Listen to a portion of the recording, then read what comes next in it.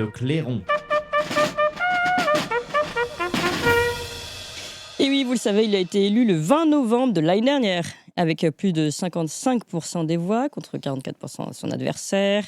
Il a aussitôt lancé une politique de réduction drastique des dépenses publiques pour redresser l'économie d'un pays qui était au bord de la banqueroute. Eh bien, le résultat, c'est que sous les effets de sa thérapie de choc, comme il la nomme lui-même, l'Argentine a dégagé en mai dernier un excédent budgétaire. C'était une première depuis 2008.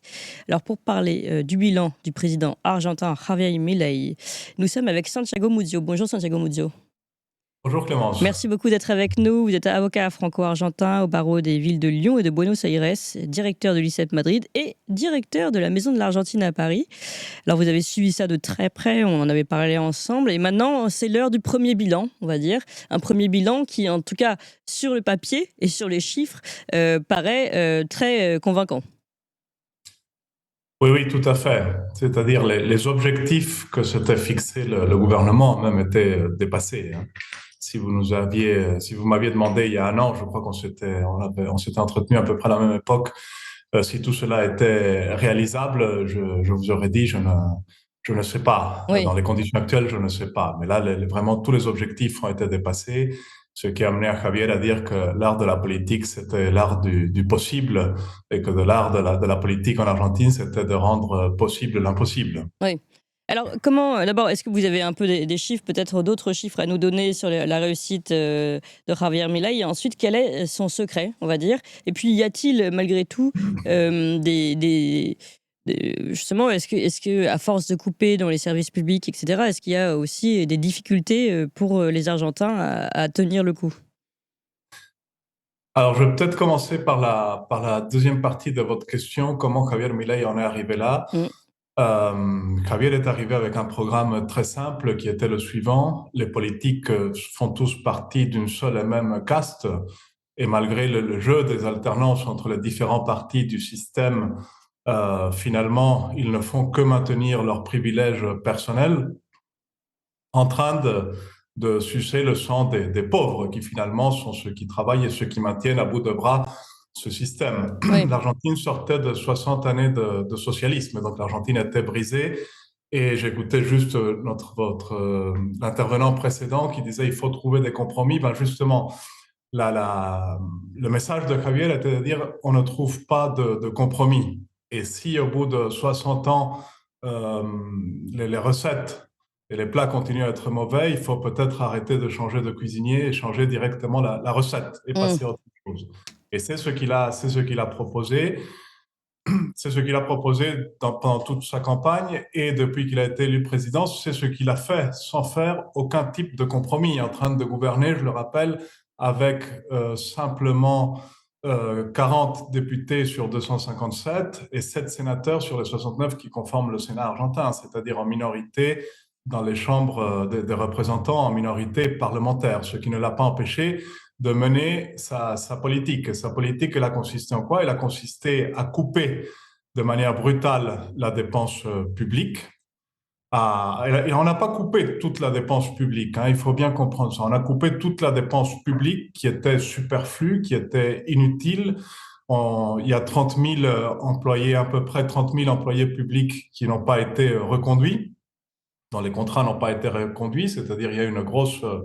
un gros élagage parmi l'administration.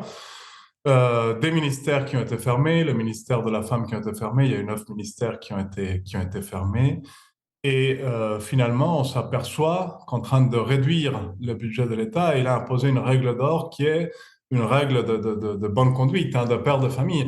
On ne gaspille pas plus que ce qu'on perçoit. Oui. Ce qui a amené l'Argentine, effectivement, à un excédent budgétaire qui est une première dans son histoire, parce que sur les 123 ans de l'histoire argentine, de l'histoire politique argentine, l'Argentine était en déficit pendant 113 ans. Et les 10 années pendant lesquelles elle n'a pas été en déficit, c'est parce qu'elle était en défaut. Vous voyez, donc c'est facile d'avoir des excédents budgétaires quand vous ne payez pas vos obligations internationales. Bon, aujourd'hui, la préoccupation principale des Argentins était l'inflation, parce que quand Javier est élu, il y avait une inflation de l'ordre du 1% par jour, ce qui amène une inflation cumulée à peu près de 3 600 par an. d'accord, avec un risque inflationnaire très, très, très important, puisque le risque était qu'on finisse cette année en décembre, à l'heure où je vous parle, à 17 000 d'inflation. Ça, c'était les petits cadeaux qui ont été laissés par le gouvernement socialiste sortant, avec de, Oui, de parce que choses simples et mais plein de c'est bombes incroyable, économiques 17 placées 000 un peu à droite à gauche. d'inflation, c'est ça. Aujourd'hui, Oui, juste pour finir, Clémence, oui, aujourd'hui, l'inflation, les dernières mesures de l'inflation, on est à peu près à 2% par mois. C'est-à-dire qu'il a pulvérisé l'inflation. Et en train de pulvériser l'inflation, la première chose qu'il a fait, c'est de redonner du pouvoir d'achat aux gens. Parce que finalement, l'inflation est une manière qu'ont les États, notamment qu'avait l'État en Argentine, de maintenir un déficit public de manière complètement artificielle, mais en train d'appauvrir, parce que l'inflation, ce qu'elle fait au final, c'est qu'elle bien appauvrit sûr. les classes qui travaillent. Oui, oui, d'accord. Donc, redonner le pouvoir aux classes qui travaillent.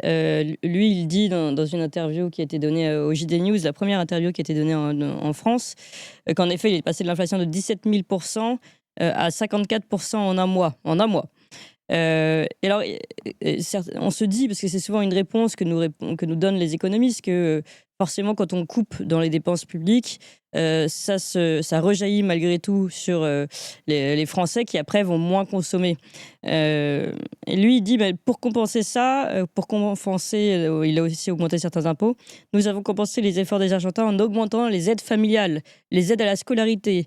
On a transformé également le système de retraite. C'est-à-dire que nous, c'est vrai que pour le moment, les familles, c'est pas forcément l'objectif. Si je fais une comparaison avec la France, c'est pas forcément ce qui est le plus aidé en France, comme les salariés, justement, ceux qui travaillent sont les moins aidés. Et là, visiblement, c'était aussi une priorité de Javier Milei, finalement, de soutenir cette population-là. Tout à fait, parce que une autre de ces leitmotiv de campagne, hein, qui a été maintenu, ça a été je vais redonner le pouvoir aux gens et cette réduction brutale que je vais faire de l'État ne va pas être faite sur le dos des gens, mais sur le dos de la classe politique. Donc en fait, le seul poste, il y a deux postes de dépenses qui ont été augmentés sous le gouvernement de Javier. Le premier concerne la défense, le ministère de la Défense, hein, parce que l'Argentine avait un système de défense et d'armée complètement obsolète. Donc là, le gouvernement est en train d'investir, en train de moderniser absolument toute l'armée argentine. Et le deuxième ministère qui a perçu beaucoup d'argent, ça a été ça s'appelle le ministère du capital humain, celui qui redistribue des aides aux populations les plus défavorisées. D'accord, pour que ce ne soit pas elles qui payent finalement l'impact de cette réduction de la dépense publique. Et qu'est-ce qu'on a fait dans le gouvernement de Javier? En fait, il y avait tout un système d'aide sociale, mais qui fonctionnait à travers des intermédiaires qui redistribuaient eux-mêmes après les aides sociales aux personnes privées. On a coupé absolument tous ces intermédiaires et maintenant c'est le gouvernement en direct qui redistribue, comme cela aurait dû être depuis le départ, l'aide aux personnes les plus défavorisées et ces aides ont été énormément révalorisées justement pour aider toutes les classes les plus défavorisées de l'Argentine à pouvoir supporter cette période de transition qui est une période d'assainissement de Hmm. l'économie argentine. En étant précisé qu'une fois que l'économie sera parfaitement assainie, et c'est vers ce à quoi on se dirige, l'économie argentine va redémarrer et les Argentins vont retrouver une vie économique normale, ce qui n'était pas le cas, hein, ce qui n'a pas été le cas pendant les 20 dernières années de kirchnerisme, par exemple, dans lequel tous les jours, quand vous alliez faire vos courses, les prix avaient augmenté et vous ne saviez jamais quel était le prix des choses que vous vendiez parce que vous aviez entre 2 à 25% à la fin du gouvernement d'inflation mensuelle. Donc, vous imaginez tous les problèmes économiques que cela apporte pour les particuliers. Oui. Alors peut-être préciser, parce que je suis pas sûre que tout le monde, quand vous dites les années kirchneristes, on fait écho évidemment aux anciens présidents et donc à cette mouvance, on va dire, socialiste. Tout à fait. Alors, est-ce que vous pensez, dans ce modèle finalement qu'a mis en place Javier Milei, vous l'avez précisé aussi tout à l'heure, je vais peut-être donner un peu plus de chiffres, que finalement il n'avait pas une majorité parlementaire, il avait seulement 15% de députés, 10% de sénateurs avec lui, il dit qu'il a dû négocier avec ses parlementaires. Donc finalement, on n'est pas très éloigné d'une situation à la française. Est-ce que vous pensez que si on avait un président qui voulait redresser le pays en France, ce serait possible dans la situation dans laquelle on est? Écoutez, si on En arrive à prenant le modèle redresser argentin, hein, l'Argentine, pardon. si on arrive à redresser l'Argentine, j'ai envie de dire que n'importe quel pays peut être redressé avec un peu de bon sens et en train de remettre finalement la politique là où elle doit être mise, c'est-à-dire au service des personnes, de l'homme commun, non pas au service de l'homme extraordinaire, pas au service de l'homme politique, pas au service, en train de faire des choses très simples, en train de revaloriser l'entrepreneur. En Argentine, l'entrepreneur était vu comme un parasite, alors que l'entrepreneur, c'est la personne qui crée de la richesse dans un Mmh, pays, c'est la mmh. personne qui prend des risques, en train de revaloriser l'entrepreneur, en train de diminuer la charge du coût de la politique qui pèse sur les hommes au quotidien, c'est-à-dire en train de couper toutes les dépenses absolument exorbitantes du Sénat, de l'Assemblée parlementaire française, etc. On pourrait arriver avec beaucoup de bon sens. Au final, c'est une politique qui est assez simple, qui est de limiter l'État à la fonction régalienne qui doit être la sienne et de considérer que finalement, les gens sont beaucoup plus à même de prendre eux-mêmes les décisions et que les gens sont intelligents, c'est d'arrêter en fait de considérer les gens comme étant stupides, de les infantiliser, c'est de considérer que les gens sont intelligents, qui savent eux parfaitement quel est leur intérêt et que finalement c'est plus simple de laisser à quelqu'un décider comment doit être gérée son entreprise, comment doit être gérée sa famille, comment doit être géré son petit commerce, finalement, que de payer un bureaucrate, que ce soit à Paris ou à Bruxelles, pour qu'il décide comment les gens doivent se comporter. Oui. Vous voyez, parce que finalement, c'est ça, la clé de la question, elle est là. Est-ce qu'on veut réellement, est-ce que la politique veut réellement redonner des pouvoirs aux gens pour qu'eux-mêmes puissent avoir la liberté de faire des choix, ce qui implique aussi qu'une fois qu'ils ont la liberté de faire des choix, ils doivent assumer la responsabilité de leur action. Donc, on est en train de responsabiliser à nouveau les gens, et c'est ce qu'on est en train de faire en Argentine, plutôt que de considérer que tout doit être décidé par des bureaucrates qui sortent des écoles de formation et qui, eux, savent quel est là où les gens doivent trouver le bonheur. Javier et notre gouvernement a trois principes qui sont absolument indiscutables. C'est la défense de la vie, de la propriété privée et de la liberté. Oui. Voilà, sur ces trois principes, on peut bâtir un programme, mais il faut que ces trois principes soient affirmés et il faut que quelqu'un ait le courage de faire ce qu'a fait Javier. Parce qu'au final, tout cela, je vais vous le dire, Clémence, c'est pas une question de complexité du système. Un système plus complexe que le système argentin n'existait pas dans le monde. On avait une banque centrale qui faisait plus de 8000 réglementations par mois.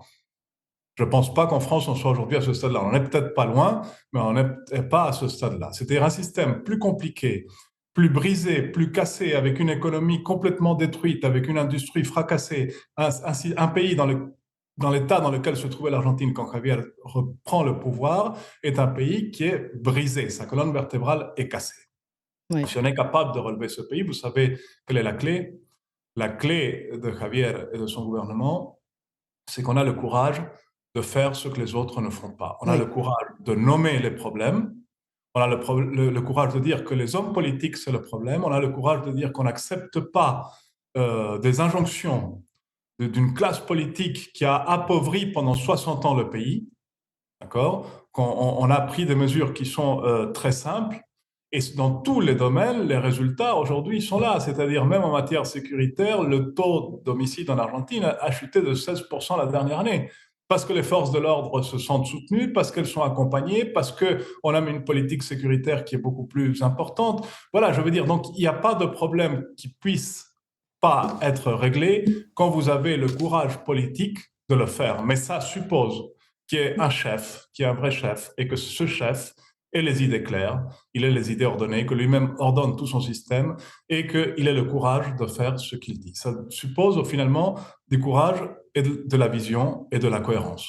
Et vous l'avez dit, du courage, de la vision, de la cohérence et une volonté de le faire. Quand vous dites, les 3 mantras, protection de la vie, de la propriété privée et de la liberté, ça semble, simple et en même temps, c'est tellement, on va dire, merveilleux. Mais on est quand on regarde le schéma français, par exemple, il me semble qu'on est plutôt dans une pente, inverse. La propriété privée de plus en plus entachée, la liberté de circuler, de penser, d'expression est de plus en plus limitée. Et la vie, on voit bien quelles sont les tendances entre la GPA, IVG, etc. Donc, on se dit qu'on ne va pas dans cette direction-là. Donc, il faut aussi quelqu'un qui ait cette volonté-là et qui puisse, et ce sera ma dernière question, qui puisse arriver au pouvoir. Parce que, d'ailleurs, on l'a vu pour Javier Milei, tous les noms qu'on a pu lui mettre, lui coller, toutes les étiquettes qu'on a pu lui donner avant qu'il ne soit président, en disant que c'était un fou dangereux, comme on a pu l'entendre pour Donald Trump, d'ailleurs, un peu. D'ailleurs, on disait que c'était le Trump de l'Amérique latine.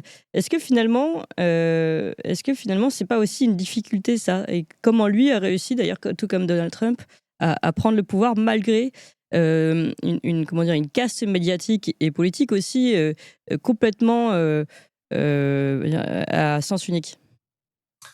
Avec deux armes, Clémence, deux armes qui ont été très importantes dans la campagne de Javier. La première est celle-ci, hein, ce sont les téléphones, d'accord? Et ça a été tout un groupe en fait, depuis très longtemps en Argentine, et ça, oui, c'est très important, et j'en ai pas parlé, mais il y a une bataille culturelle très forte qui se livre entre deux visions absolument antinomiques, qui est une vision socialiste de l'homme et une bataille culturelle de droite qui met effectivement en avant cette défense de la vie, de la propriété et de la liberté. Donc, je pense que par les réseaux, la presse quotidienne a été complètement dépassée. D'ailleurs, une des premières mesures de Javier quand il prend la présidence, c'est d'arrêter de couper les subventions de tous les journaux. Aujourd'hui, l'Argentine ne subventionne plus une presse qui en fait est une presse qui est devenue un organe politique de la gauche, du centre et de l'extrême gauche et de l'extrême centre, hein, parce que finalement ils sont tous réunis en train de défendre leurs propres intérêts. Donc, premièrement, avec une campagne sur les réseaux sociaux et avec des gens qui s'informent aujourd'hui sur des réseaux sociaux de manière beaucoup plus, où ils lisent beaucoup plus et ils voient beaucoup plus les réseaux sociaux que la presse et les quotidiens classiques, j'ai envie de dire, et avec un deuxième bras armé que Javier a défini lui-même quand il a été élu député en Argentine, qu'il a appelé les forces du ciel, et qu'il a appelé les forces du ciel en train de rappeler que dans nos combats, c'était Judas Maccabée qui disait ça dans la Bible, dans nos combats, les victoires ne nous sont pas données par les soldats qui sont en présence, sinon par les forces qui viennent du ciel. Et Javier est un homme de foi, qui a une profonde foi, une profonde conviction. Et cette conviction qu'il n'était pas tout seul, même si la plupart des gens pouvaient se moquer de lui, pouvaient rigoler de lui, pouvaient considérer qu'il était aux extrêmes, etc. Mais lui, il a toujours eu cette vision très prégnante dans sa vie et dans ce combat politique qu'il a mené de manière très brève mais très intense, hein, parce qu'il faut rappeler que Javier est rentré en politique 2 ans et demi juste avant d'être élu président de l'Argentine. Et ben, tout ce combat, dès le début, il l'a mené avec ce que lui, il appelait les forces du ciel, qui sont toutes ces forces invisibles qui nous aident et qui nous accompagnent dans ce combat contre tous nos ennemis aussi. Bien, merci beaucoup pour tout cet éclairage, Santiago Muzio, et puis aussi cet espoir finalement que vous nous donnez. Peut-être que ce serait possible pour la France. Je reste plus qu'à trouver notre Javier Milei à nous, mais c'est un autre sujet. Merci en tout cas. Je rappelle que vous êtes avocat franco-argentin au barreau des villes de Lyon, de Buenos Aires, directeur de l'ICET Madrid et enfin directeur de la Maison de l'Argentine à Paris. Merci beaucoup, Santiago Muzio.